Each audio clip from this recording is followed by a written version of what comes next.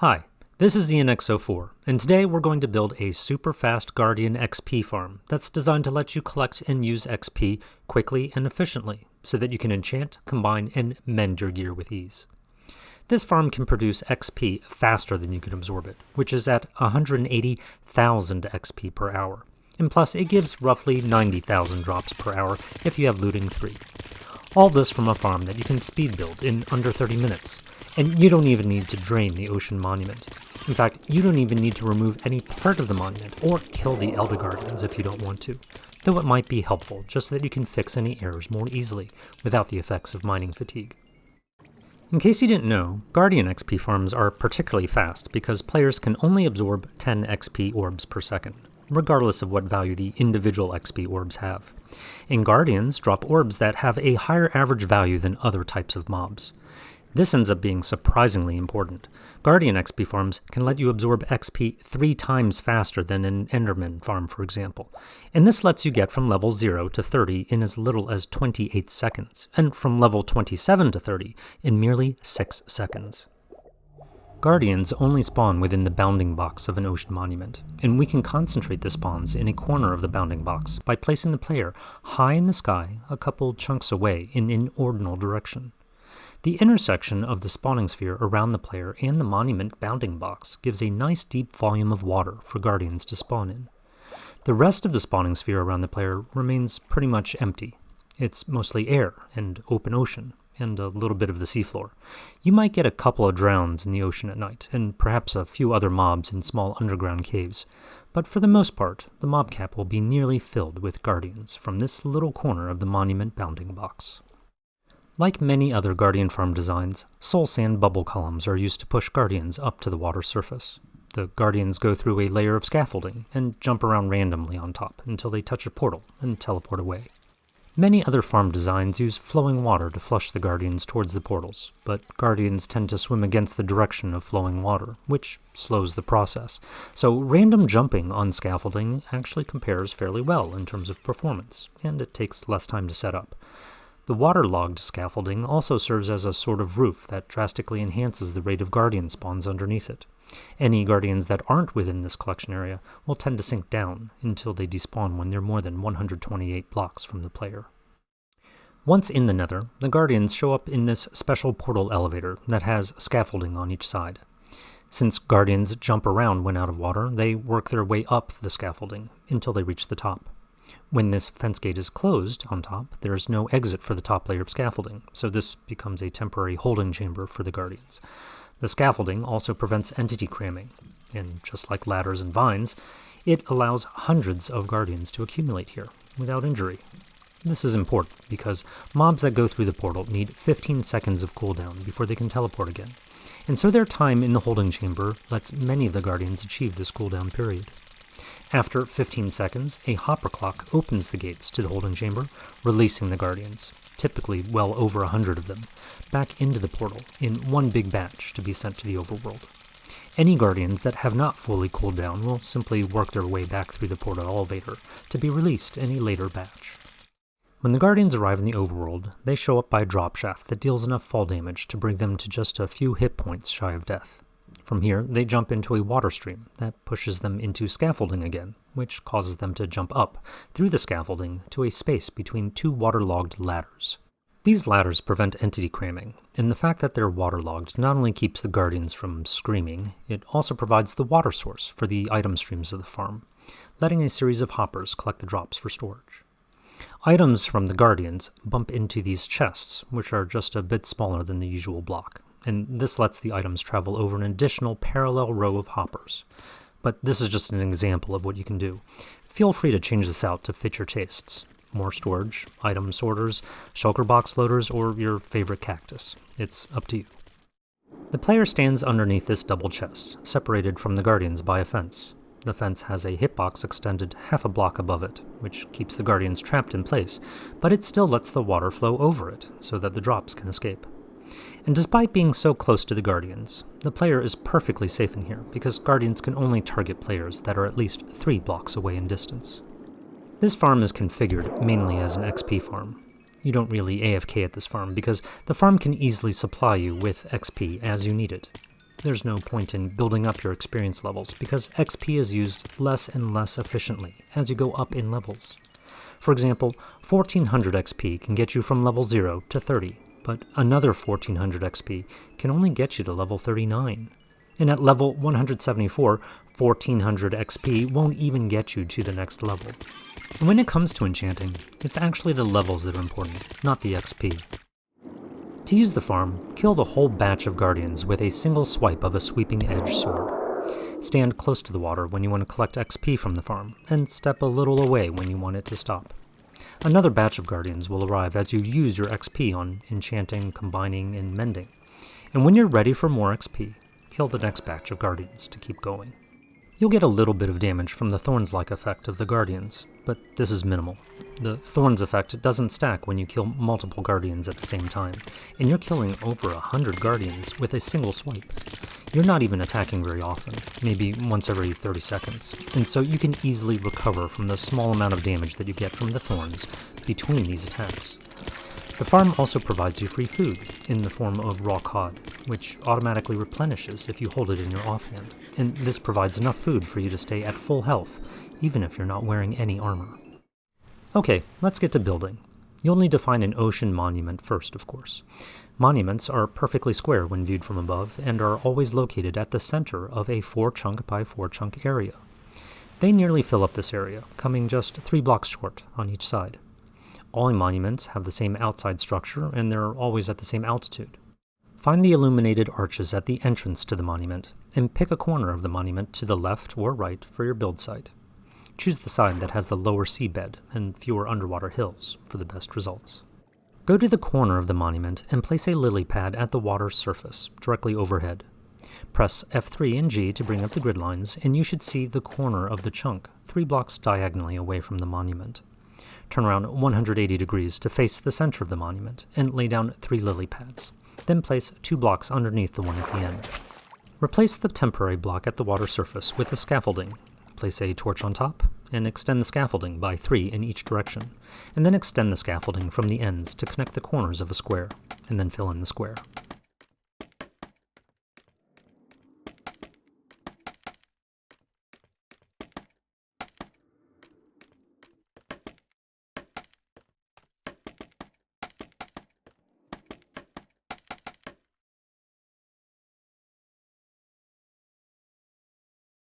From the center of the scaffolding, extend the scaffolding by another 3 in a direction opposite of the lily pads, and add a temporary block at the end, and another underneath. Break the temporary block on top and set down scaffolding and a torch, and again, extend the scaffolding out by 3 in each direction. Connect the corners and fill it in. If it helps, you can use an invisibility potion to help deal with the guardians, or you can hide from them on top of lily pads.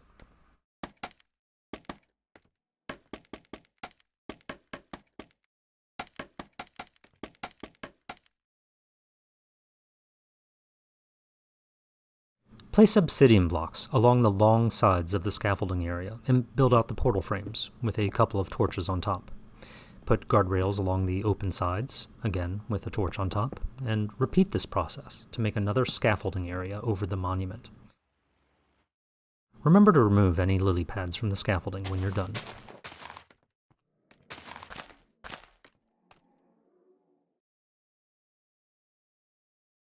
From the lily pad near the corner of the monument, go out diagonally away from the center of the monument by 1 chunk to the far corner to set down a lily pad. This will be right next to the intersection of 4 chunks. Press F3 and write down the X and Z coordinates of the lily pad. You'll need this information later on when you build the portal elevator in the Nether. Now continue going out diagonally another chunk, and again set down another lily pad at the far corner. This lily pad is directly underneath where the player will operate the farm. And again, this is right next to the intersection of 4 chunks. Go out 1 block more diagonally into the opposite chunk and place another lily pad and set a solid block underneath. This is where we'll stack 97 scaffolding so that we can build the killing area and collection system. Work your way to the top of the scaffolding and confirm that your feet are at Y 160. Bridge out onto scaffolding into an adjacent chunk and add 2 double chests into the chunk opposite of the scaffolding. Then break the 2 scaffolding and mirror this with another pair of double chests in the adjacent chunk.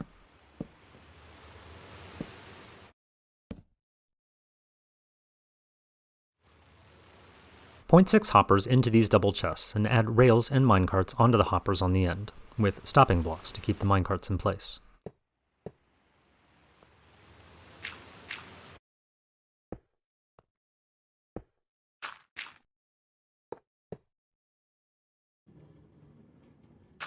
Build a 2x3 platform over the hopper minecarts, add one more scaffolding on top of the pillar, and build a 4x4 platform on top.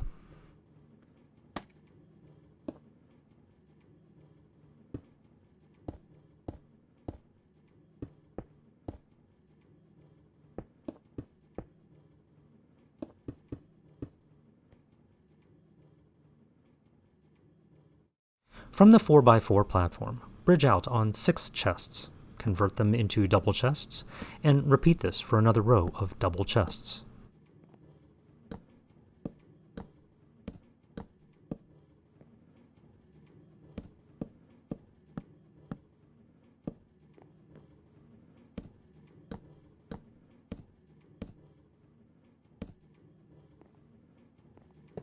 Feed a hopper into each chest and place walls to form the channel for your future item stream. When you're done, repeat the process on the other side.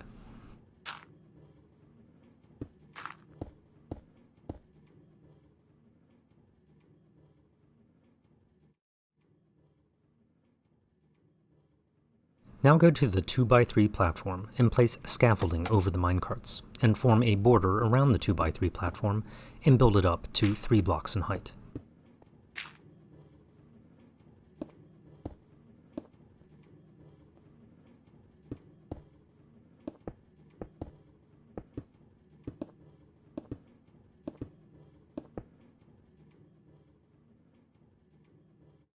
Place 2 water buckets in the corners, and then build up the sides of a 2-wide drop shaft until your feet reach Y190.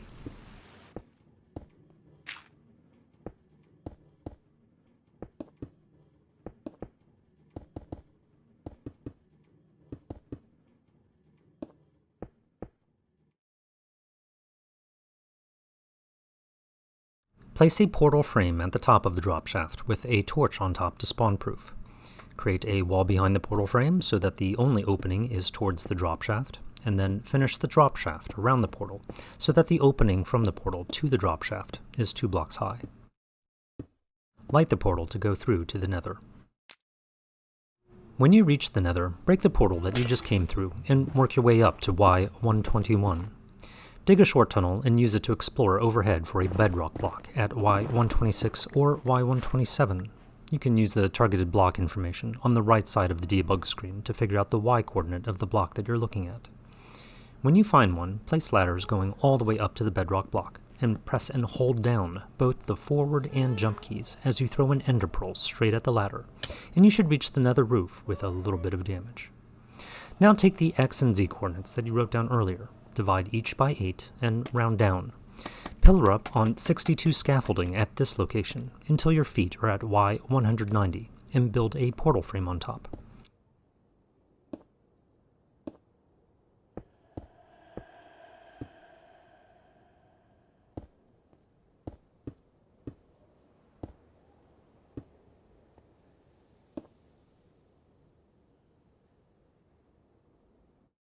Make a 4x4 platform on each side of the portal. Build up a 3-high wall along the sides, and fill in everything with scaffolding.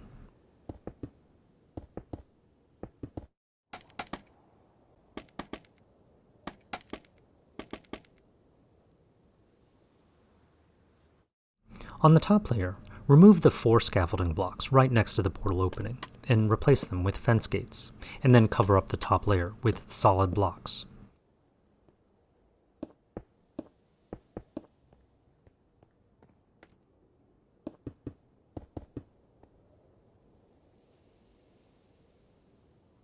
Create a 2x6 platform so that you can place a hopper clock, and place 38 junk items inside.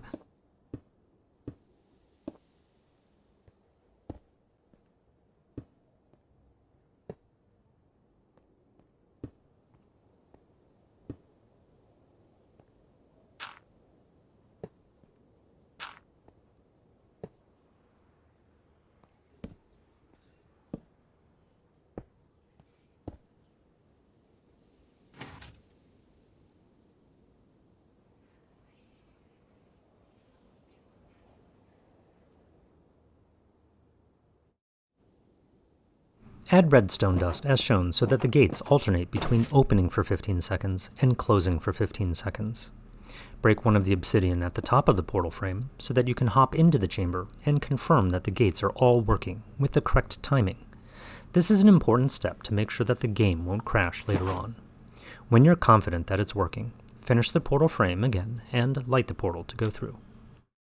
Back in the overworld, jump down the drop shaft and add iron bars to the corners so that they're waterlogged. Add 4 blocks over the scaffolding, place 2 wooden trapdoors on the top 2 blocks, flip them up, and place 2 iron trapdoors on the bottom 2 blocks. Break the 2 blocks over the scaffolding and go under the iron trapdoors to the other side. Now replace the blocks next to the iron trapdoors with redstone blocks so that the trapdoors flip down. Add ladders on the sides over the scaffolding and fences in front of the scaffolding. Place 2 iron trapdoors where the player stands, 4 blocks on the sides, and 2 chests on the sides of the item stream, with a double chest in the middle. Also add these 2 blocks on top to keep items from flying out when you kill the guardians. Now replace the block over the scaffolding pillar with a trapdoor so that you can enter the killing area and waterlog the ladders. For the enchanting area, you can configure it any which way that you like. This is just an example that provides easy access to the enchanting table, grindstone, anvil, and storage.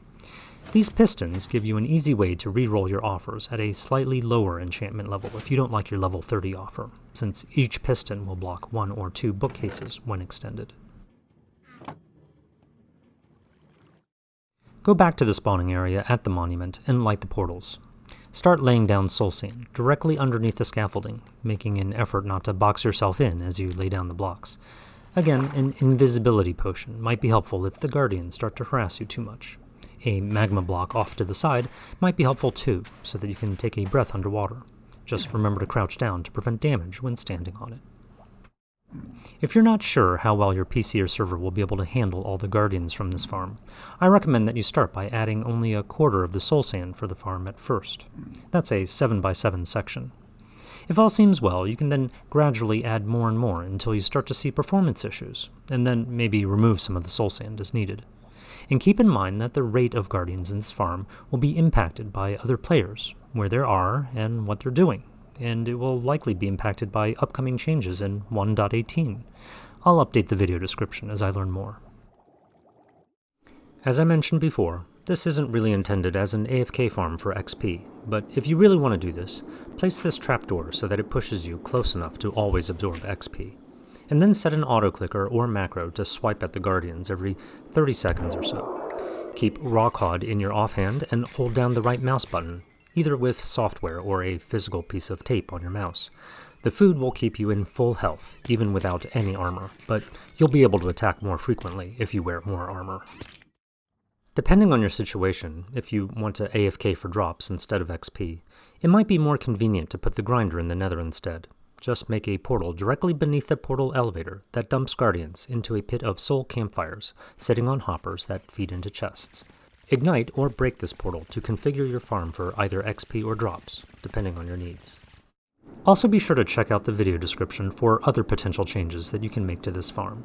You see, you can't really change a video once it's released, and the video description is one of the few ways to provide updated information to the viewer, and this will probably be important with 1.18 coming out soon. So check it out to learn of any corrections that I may need to make, and other information that will help your build go as smoothly as possible. Thanks for watching.